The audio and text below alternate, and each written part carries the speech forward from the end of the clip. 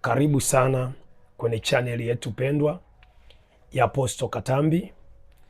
Tunaendelea katika somo letu zuri la kwa habari ya mkuu wa anga, kazi za mkuu wa anga katika ulimwengu wa kiroho.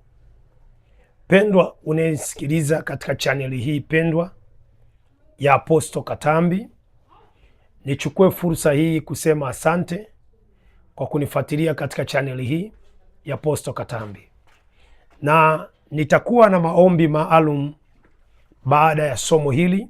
Nitakuwa na maombi maalum kwa ajili ya kutoa kila cha kwako kilichoshikiliwa kwa mkuu wa anga, kutoa cha kwako kilichotekwa kwa mkuu wa anga.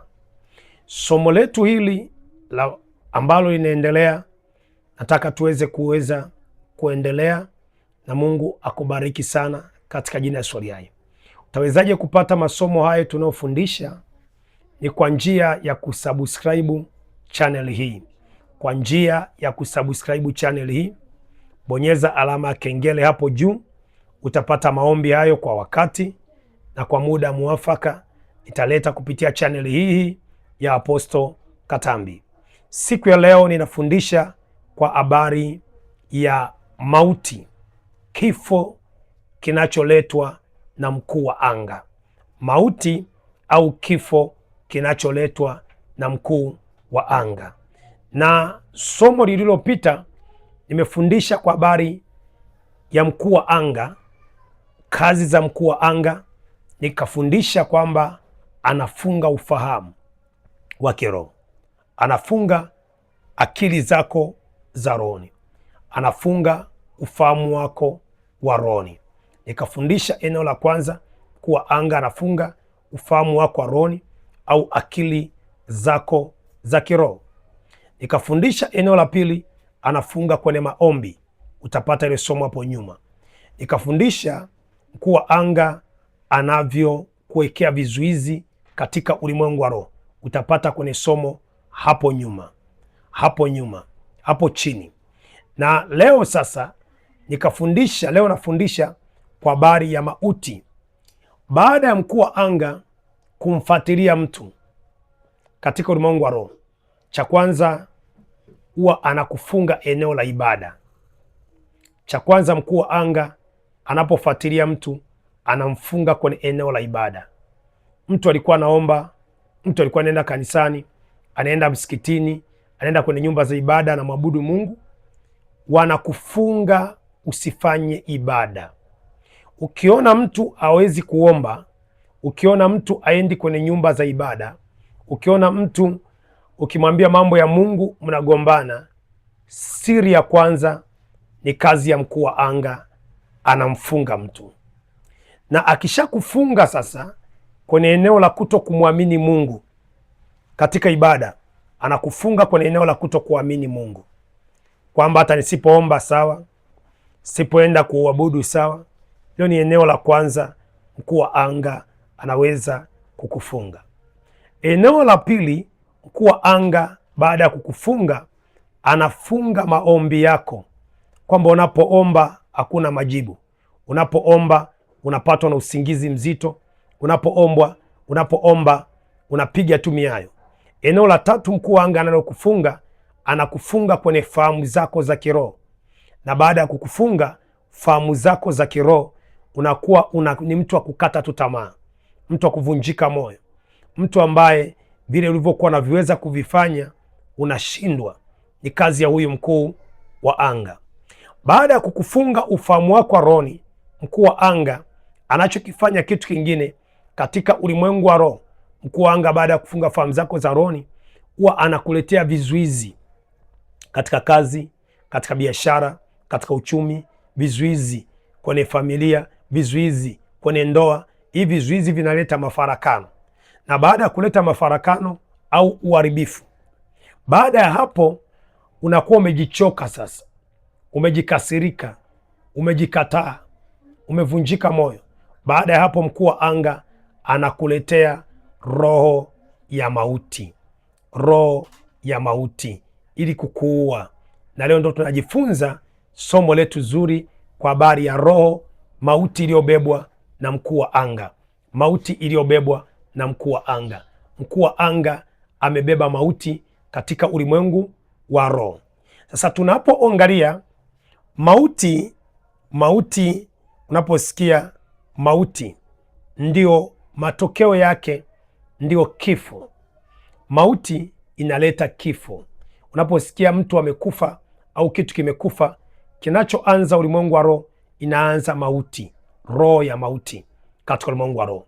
Kwa hiyo mkuu wa anga katika ulimwengu wa roho huwa anaachilia mauti baada ya kukuwinda, kukuzongazonga kwenye maisha yako, kuzongazonga kwenye uchumi wako, kuzongazonga kwenye familia, kukatia njia zako za familia, njia zako za baraka, njia zako za mafanikio. Ndo nasikia mtu anasema, nimekuwa ni mtu tu wa madeni, bora nife. Nimekuwa tu mtu ambaye wa kukataliwa, bora nife. Nimekuwa mtu ambaye sina thamani kwenye jamii, bora nife. Lakini kabla hujajiua, mkuu wa anga kwanza anaanza kukuzongazonga. Ndio nimekwambia anashika ufahamu. Baada ya kushika ufahamu wako, nimekwambia anakamata akili zako za rohoni. Nimekwambia anakukatia ibada, maombi unakuwa uombi. Ndio mwisho wake anaanza kuletea vizuizi kwa kila unachokifanya, na kuwekea kizuizi, vikwazo kwa kila unachokifanya. Baadaye sasa ndo anakutumia roho ya mauti ili kukuua. Nasema tu bora nife. Sina thamani hapa duniani. Sina thamani kwenye familia. Sina thamani kwenye jamii. Sina thamani kwenye wanafunzi wenzangu. Sina thamani kwa wafanyabiashara wenzangu. Anakutumia roho ya mauti katika ulimwengu wa kiroho. Nasema mtumishi Katambi, unaongea nini? Sasa hapa kwenye mauti, kuna mauti za aina kuu mbili. Kuna mauti ya Mungu wa mbingu na nchi, na kuna mauti ya shetani. Kuna mauti ya Mungu wa mbingu na nchi, na kuna mauti ya shetani. Sasa mauti ya shetani huwa imebebwa, au kifo, kuna kifo cha Mungu wa mbingu na nchi, au kuna kifo cha shetani. Kwa ninapoongelea mkuu wa anga kwamba anaua, mkuu wa anga anasababisha vifo kwa watu, huwa anatuma roho ya mauti. Ndio maana uzungumze sana kwa habari ya mauti. Ni roho ambao mauti sasa, matokeo ya mauti ndio inaleta kifo. Ukisikia mtu amekufa au kiumbe kimekufa, kilichotangulia sio kifo. Kilichotangulia kwenye ulimwengu wa roho ni mauti katika ulimwengu wa roho. Kitabu cha Mathayo sura 10 mstari wa 28. Mathayo sura 10 mstari wa 28. Mkuu wa anga anatuma mauti katika ulimwengu wa roho. Mkuu wa anga analeta mauti katika ulimwengu wa roho, anatuma kifo.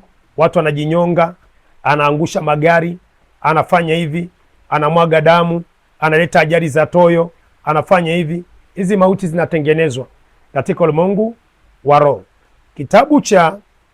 Tuangalie kitabu cha Mathayo sura ile ya 10. Mathayo sura ya 10 mstari wa 28. Mauti huwa zinatengenezwa katika ulimwengu wa roho. Mathayo 10:28. Maandiko yanasema hapo, Mathayo 10 mstari wa 28. Maandiko yanasema, usiogope wauao mwili, wasioweza kuua roho. Afadhali muogope yule awezaye kuangamiza mwili na roho katika jehanamu.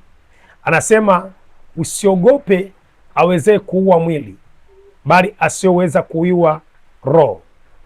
Alafu anasema muogope auaye mwili na roho. Hapa alikuwa anaongea Bwana Yesu. Anaongea Bwana Yesu. Kuna watu wanasema wachawi wanaweza kuua. Kweli wanaua. Vifo vingi unavyoenda kuzika, kwamba Mungu amlaze mahali pema peponi, Mungu amweke mahali pema peponi, Mungu amempenda sana, wachawi wanakuwa ameshaua. Ndio maana unaweza kumzika mtu mara kwa mara na kutokea kwenye ndoto, sijala, mara unamuona shoga yangu sijala, mtoto wangu nateseka, mara hivi. Mungu akishakuvuna huwa utaonekana tena kwenye macho ya watu. Mungu akishakuvuna huwa anakutenga. Kama ni kuzimu, unaenda kuzimu. Kama ni paradiso, unaenda paradiso. Maana kuna mangojeo ya wenye haki na kuna mangojeo ya wenye dhambi. Sasa nini ninachotaka kufundisha? Kwamba kuna kifo cha Mungu. Anasema usiogope wao mwili, wasioweza kuua roho. Alafu anasema muogope anaweza kuua mwili na roho katika jehanamu. Sifa ya kwanza, tunaona Mungu anaweza kuua mtu akamwondoa katika ulimwengu wa mwili na pia akamwondoa katika ulimwengu wa roho. Anasema anayeua roho na mwili ni Mungu aliye hai. Lakini tunaona anasema usiogope auaye mwili. Maana yake wachawi wana mamlaka ya kuua mwili, kukutenganisha wewe na mwili wako. Mkuu wa anga ana mamlaka ya kukutenganisha wewe na mwili wako. Ndio maana kuna vifo vya kichawi, kuna vifo vya wakuu wa anga katika ulimwengu wa roho. Lakini sasa mkuu wa anga akikuua, huwa anaenda kukutumikisha ule mwili wako wa kiroho, nafsi yako ya kiroho, huwa anaenda kuitumikisha. Kwa hiyo unaona watu wanakufa wengi, sio kwamba wapo ulimwengu wa roho, kwa sababu wameuawa na mkuu wa anga, au wameuawa na wachawi kupitia mkuu wa anga, oda ya mkuu wa anga kuua wachawi hao. Kwa wale watu bado wapo, wanaonekana katika ulimwengu wa roho, lakini Mungu akikuvuna huwezi onekana. Kwa wataendelea kuishi, watakuwa kule wanakaa kama misukure, wanalimishwa, wanatumikishwa, wanauza maduka, wanapanga vitu kwenye maduka kama misukure. Tarehe yao ikifika ya Mungu kumuua, sasa si kifo cha kwanza mmezika, mmesema amekufa, kumbe amechukuliwa msukure. Tarehe yao ikifika sasa ya kuzikwa, ya Mungu kumvuna, Mungu anamchukua kule kule alikopelekwa msukure, Mungu anamchukua. Ndio maana Mungu ndiye anayeweza kuua, anaua mwili na roho. Mchawi au mkuu wa anga anakutenganisha tu na mwili wako katika ulimwengu wa roho. Sasa tunaanza kuona mkuu wa anga baada ya kutumia misukosuko, biashara kuharibika, kazi kuharibika, ndoa kuharibika, familia kuharibika, akakutumia magonjwa, anachokuletea ni roho ya mauti, kwamba unaishi sasa, una thamani gani duniani? Una furaha gani ya kuishi duniani? Una furaha gani ya kuishi duniani? Una amani gani ya kuishi duniani? Bora tu ufe, bora tu jinyonge. Nasikia mtu amejinyonga, na usipojinyonga kwa unavumilia, ndio anatengeneza mipango sasa ya kukuondoa kwa magonjwa, anatengeneza mipango ya kukuondoa kwa mauti, anatuma ajali, anasababisha ajali. Unasikia tu kijana amepita hapo kapiga kafa kwa toyo, unashangaa tu toyo mzinga, toyo imempiga damu. Na ukienda kuangalia kwenye ile eneo la ajali, afuatilia hata mabasi yanapoanguka makubwa au gari kubwa yanapoanguka, nenda kaangalia, mtu kaumia, lakini pale chini huoni damu, pale kwenye ardhi huoni damu. Wanachukua zile damu, wanaua watu. Kwa anaweza kuletea magonjwa, akakuwa kwa magonjwa. Huyu mkuu wa anga akaleta mauti kwako, baada ya kukutesa kibiashara, baada ya kutesa uchumi kuharibu, baada ya kutesa familia yako, baada ya kutesa. Lengo lake la mwisho mkuu wa anga ni kuleta mauti kwako. Lengo lake la mwisho mkuu wa anga ni kuleta kifo kwako. Kwa hiyo nifuatilie katika maombi yajayo, nitafundisha, nitakuwa na maombi. Chochote alichoshika mkuu wa anga kwenye maisha yako ataachia kwa jina la Yesu. Au amesababisha magonjwa, au amesababisha mauti, au amesababisha laana, au amesababisha mateso. Jifunze vizuri katika masomo aliyofundisha, alafu nitakuwa na maombi moja kwa moja katika kila somo niliyofundisha nitagusia, na wewe utakuwa ni mmoja wapo kuwekwa huru mwaka 2026. Na baada ya maombi hayo utaona baraka zako. Baada ya maombi hayo utaona mafanikio yako katika ulimwengu wa roho. Mtu wa Mungu, nashukuru kwa kunisikiliza. Neema Kristo iwe juu yako. Kwa anakutumia mauti kwenye kazi unayofanya, vitu vinakufa. Biashara unayofanya, vitu vinakufa.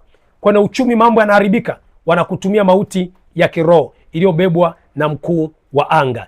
Mtu wa Mungu, nifuatilie maombi yafuatayo. Tutakuwa na maombi, kila kilichokufa kwako kitafufuka. Mahusiano yaliyokufa yatafufuka. Baraka zilizokufa zitafufuka. Mema aliyokufa yatafufuka. Hapo chini weka komenti amina, vimefufuka. Weka komenti hapo chini, amina, baraka zangu zimefufuka. Amina, migodi yangu imefufuka. Amina, ndoa yangu imefufuka. Kibali changu kimefufuka. Familia yangu imefufuka. Pesa zangu zimefufuka katika jina la Yesu na kwa damu Yesu aliye hai. Na unaweza kunitafuta kwa namba ya simu ifuatayo 07858909 mwisho 16 katika jina la Yesu aliye hai. Amen.